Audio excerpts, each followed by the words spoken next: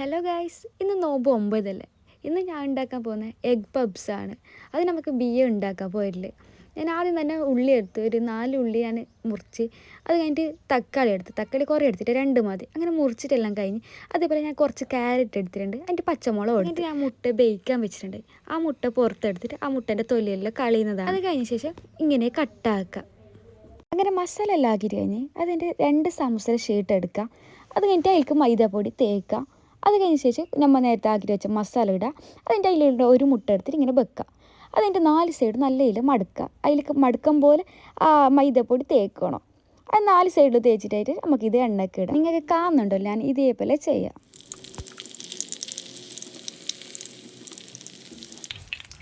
അങ്ങനെ egg puffs എല്ലാം ഉണ്ടാക്കിയിട്ട് കഴിഞ്ഞ് അടുത്ത ഞാൻ ഫ്രൂട്ട്സ് എടുത്തിട്ടുണ്ട്. ഫ്രൂട്ട്സ് ആയിട്ട് എടുത്തില്ല, ഒരു ഓറഞ്ച് മാത്രമാണ്. അപ്പോൾ ഓറഞ്ച് ഉണ്ട്, അപ്പോൾ അത് കട്ടാക്കിയിട്ട് വെക്കുന്നതാണ്.